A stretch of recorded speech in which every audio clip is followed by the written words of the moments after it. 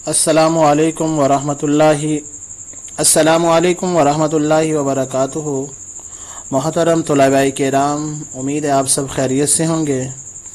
आज का हमारा सबक बाब शिशम हिदायत के सरचश्मे और मशाहिर इस्लाम में से सूफिया किराम में से तीसरी शख्सियत हज़रत लाल शहबाज कलंदर रहमतुल्लाह अलैह हैं। इनके बारे में जैसा कि आपको पीछे भी हमने बताया है, दो शख्सियात के बारे में हमारे तमाम असबाक की जो तैयारी है वो एक प्रेजेंटेशन की सूरत में है, तो इनका सबक भी आज प्रेजेंटेशन की सूरत में है। तो यहाँ पे एक इनका बड़ा मशहूर शेर है वो ज़िक्र किया है, उसकी तस्वीर मैंने लगाई है। तो लाल शहबाज कलंदर एक ऐसी मारूफ हस्ती हैं जिनको जो है हमारे पाकिस्तान के लोग और ख़ुसूसन सिंध के लोग बड़े अच्छे से जानते हैं, क्योंकि सिंध के अंदर सहवन शरीफ में इनका मज़ार मुबारक है और वहाँ पे हर साल इनके उर्स पे लाखों लोग शिरकत के लिए पंजाब बलोचिस्तान मुख्तलिफ यानी पाकिस्तान के इलाकों से शिरकत के लिए आते हैं। तो आज उनके बारे में हम पढ़ेंगे, तो इंशाअल्लाह उम्मीद है कि इनके बारे में हमने नाम सुना है, आज हम इनकी तालीमात और इनका तारुफ भी पढ़ेंगे। तो ये हज़रत जो है लाल शहबाज कलंदर जो है, कलंदर क्यों मशहूर हुए, उनको लाल मतलब जो है लाल शहबाज क्यों कहते हैं, शहबाज क्या कहते हैं, असल इनका नाम क्या है ये देखेंगे हम। असल इनका नाम हज़रत उस्मान मरवंदी अलमारूफ लाल शहबाज कलंदर है। इनका ये शेर है जो बड़ा मशहूर है, लगाया है मैंने आगे। नमी दानम के आखिर चूँ दमे दीदार मी रक़सम, मगर नाज़म बई ज़ौक़े के पेश यार मी रक़सम। इसका मतलब वो तर्जमा क्या कहते हैं कि नहीं जानता कि आखिर दीदार के वक़्त में क्यों रक़्स कर रहा हूँ, लेकिन अपने इस ज़ौक़ पर नाज़ा हूँ कि अपने यार के सामने रक़्स कर रहा हूँ। तो मतलब ये जब अल्लाह उसमें जो है वो झूम जाया करते थे, तो ज़िक्रुल्लाह में तस्बीहात करते हुए, तो मतलब इनकी हालत ऐसी हो जाती थी कि वो अपने आप में नहीं रहते थे। तो कहते हैं कि मतलब जब वो असल जब दीदार का वक़्त होता है तो उस वक़्त में मतलब वो कहते हैं कि मैं अपने आप में नहीं रहता, तो और मुझे पता नहीं रहता, लेकिन कहते हैं फिर भी मुझे इस बात की खुशी है कि मैं अपने जो है यार जो अल्लाह से इन्होंने लो लगाई हुई है उसके सामने क्या कर रहा हूँ, रक़्स कर रहा हूँ।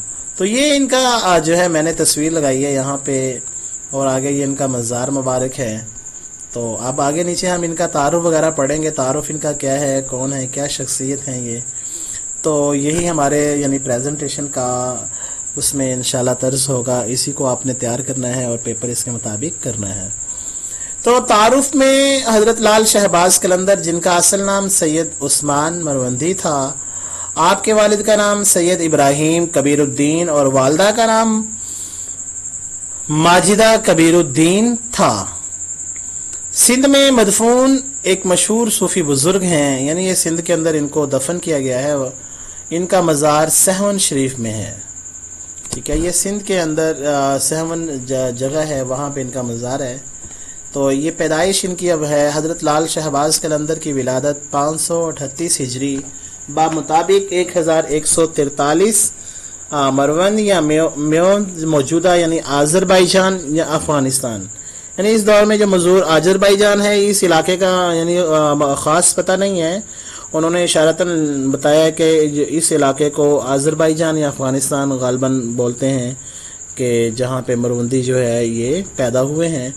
अब इनका शजरा नसब क्या है? हज़रत लाल शहबाज कलंदर का शजरा नसब 13 वास्तों से हज़रत इमाम जाफ़र सादिक तक पहुँचता है, कि यानी हज़रत इमाम जाफ़िर तक पहुंचा, तो आगे फिर इमाम ज़ैद, और चूँकि हज़रत फिर आगे आ जाते हैं, इमाम ज़ैद के बाद हज़रत हुसैन आ जाते हैं, तो हज़रत अली, तो यानी हज़रत अली के साथ इनका शजरा नसब मिलता है। तो मैंने यहाँ पे किताब के अंदर तो जिक्र नहीं है, मैंने फिर भी यहाँ पे मतलब उनका जो वास्ता है वो जिक्र किया है। कबीर बिन सैयद शमसुद्दीन नूर शाह बिन सैयद महमूद शाह बिन अहमद शाह बिन सैयद हादी बिन सैयद महदी बिन सैयद मुंतखब बिन सैयद गालिब बिन सैयद मंसूर बिन सैयद इस्माइल बिन सैयद जाफ़र सादक। ये मालूमात के लिए मैंने यहाँ पे लिखा है, ये हमारे पेपर का या सवाल का हिस्सा नहीं है, वैसे ही एक मालूमात के लिए लिख दिया है। तो हिजरत, तो हज़रत लाल शहबाज कलंदर के आबाव अजदाद इराक से हिजरत करके ईरान से होते हुए अफ़गानिस्तान के अंदर क्या हो गए थे, आबाद हो गए थे। تو یہاں سے آگے تعلیم. تو حضرت لال شہباز قلندر رحمۃ اللہ علیہ نے 7 سال کی عمر میں قرآن پاک حفظ کر لیا اور قرآن مجید حفظ کرنے کے بعد تھوڑے ہی عرصے میں عربی فارسی پر بھی مکمل عبور حاصل کر لیا تھا. بچپن میں ابتدائی منزلیں مطلب جو ابتدائی جو ہیں ان کی وہ تعلیم کی جو بھی سیڑھیاں ہیں وہ اپنے والد کے ساتھ مشائخ و تبریز یعنی بڑے بڑے اولیاء کرام بڑے بڑے شیخ حدیث جو ہیں ان کے اور صاحب علم و فضل کی نگرانی میں ہوئی. یعنی چونکہ والد صاحب کے ساتھ رہتے تھے تو ان کے والد صاحب اللہ والے بڑے تھے تو ان کے ساتھ انہوں نے بڑے بڑے اللہ والوں کی نگرانی میں ان کی بچپنا گزرا. تو بچپن ہی سے آپ رحمۃ اللہ علیہ کا اہل اللہ کی صحبتیں میسر ہوئی.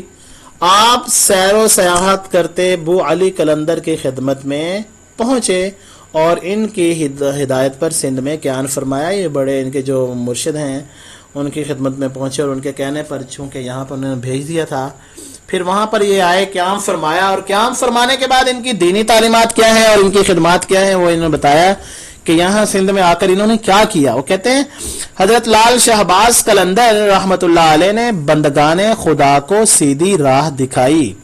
اللہ کے بندوں کو سیدھی راستے کی طرف لائے. ان کے اخلاق کو سنوارا. انسانوں کے دلوں میں نیکی اور سچائی کی لگن پیدا کی. ایک دوسرے سے محبت اور پیار سے رہنا سکھایا. ہزاروں لوگوں نے آپ سے ہدایت پائی اور آپ نے اللہ سے ان کا رشتہ جوڑا.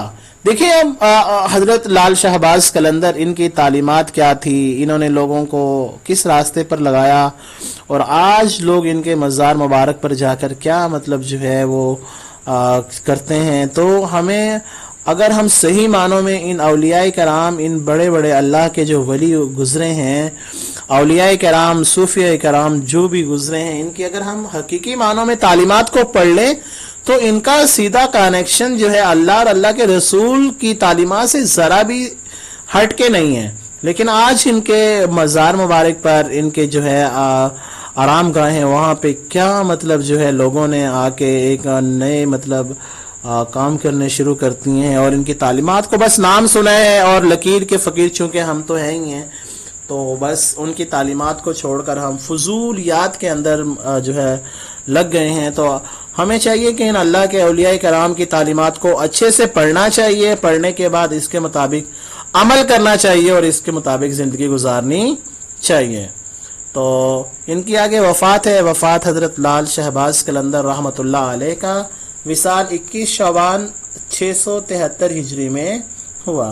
تو اللہ سے ہم دعا گو ہیں کہ اللہ تعالیٰ ان کی قبر پر کروڑہ برکتیں رحمتیں نازل فرمائے اور ہمیں بھی ان صحابہ کرام اللہ کے نبی صلی اللہ علیہ وسلم کی تعلیمات پر اور جو جیسا کہ ان اولیاء کرام نے زندگیاں گزاری ہیں ہمیں بھی اللہ تعالیٰ ان کے مطابق زندگیاں گزارنے کی توفیق عطا فرمائے. السلام علیکم ورحمۃ اللہ وبرکاتہ.